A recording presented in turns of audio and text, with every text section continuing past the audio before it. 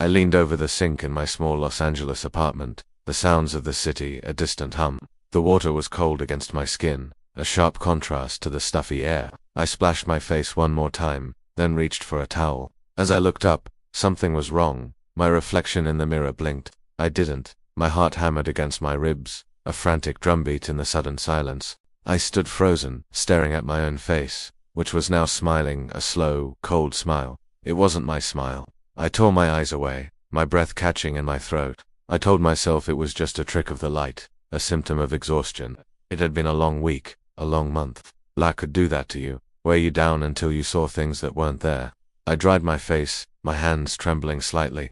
That's when I heard it. A whisper, soft as silk, coming from behind me. From the mirror, if you look back, you won't leave. The voice was mine, but not mine. It was hollow, echoing from a place I didn't recognize. Every instinct screamed at me to run, to get out of the bathroom, out of the apartment, and never look back. But curiosity is a powerful, dangerous thing. The whisper was a dare, a hook pulling me in. What wouldn't I leave? The bathroom, the city, my own mind. My head turned, almost against my will. My eyes locked back onto the mirror. The reflection was still there, its smile wider now, triumphant. It raised a hand and waved, a gesture of finality. Then, it turned its back on me and walked away, deeper into the silvered world of the mirror, disappearing into a darkness that shouldn't have been there. And I was left standing there, staring at an empty reflection. It was just me, only me. But as I watched, my reflection's image started to fade, growing transparent, as if I were a ghost. The world behind me, the familiar tiles of my bathroom, started to show through my own form. Panic seized me. I touched my face, my arms. I was solid, I was real. But the mirror told a different story. Days turned into a week. Life continued, but it was like watching a movie of my own existence. I went to work, I met friends for coffee, I paid my bills, but everything felt distant, muffled. The vibrant colors of LA seemed muted, the cacophony of the streets a low murmur. I felt like I was moving through a dream, an observer in my own life. The mirror became my obsession. I'd spend hours in front of it, searching for any sign of the other me. There was nothing, just my own increasingly pale and translucent face staring back. The whisper echoed in my mind, if you look back, you won't leave. And I hadn't left. My reflection had. It had taken something with it. My substance. My reality. I started avoiding mirrors. I covered the one in the bathroom with a towel. I'd get dressed in the dark. I learned to shave by touch. But it was no use. I'd catch my reflection in a shop window and see the world through my own transparent form. A passing car's side mirror would flash my ghostly image. I was fading, and the reflection was out there, somewhere, living the life I was supposed to have.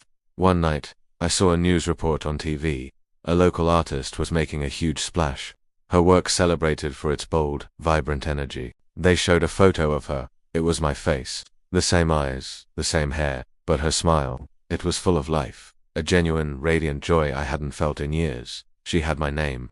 She was living in a beautiful house by the beach, the kind I used to dream about. She was living my life, but better. That was the moment I understood. The reflection hadn't just left, it had traded places with me. It was out there, solid and real, soaking up the California sun, while I was trapped here, a fading echo in a world that was slowly forgetting me. The whisper hadn't been a warning, it had been a statement of fact, a contract I had sealed by looking back. I went back to the bathroom and tore the towel off the mirror. My form was barely visible now, a faint shimmer in the glass. I leaned in close, my breath fogging a surface I could hardly see myself in anymore.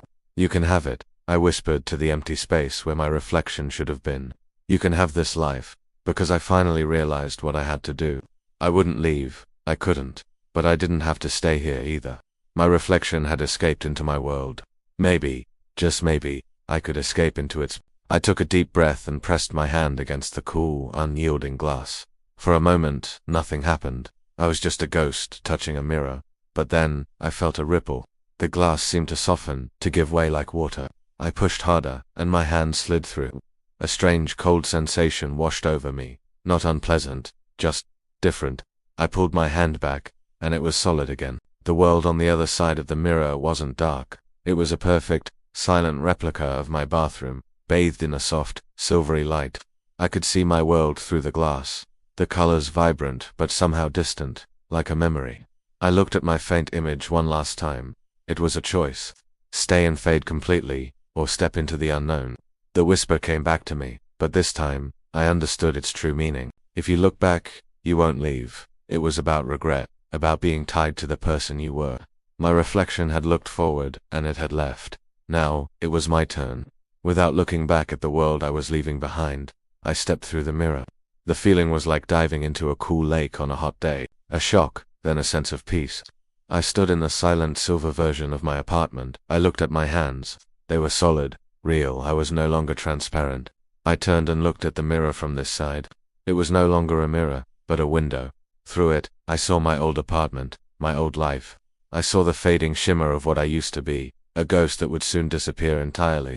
I felt a pang of sadness, but no regret. I walked away from the window, exploring my new home. It was quiet here, peaceful. Everything was a shade of silver and gray, but it felt more real than the muted world I had just left. I didn't know what was out there, in this silent, mirrored Los Angeles, but for the first time in a long time, I felt a spark of something I thought I'd lost forever: hope. I was no longer a reflection of a life. I was finally here to live my own, and this time, I wouldn't be looking back. Thanks for listening. If this story gave you chills, hit that subscribe button for more tales from the shadows.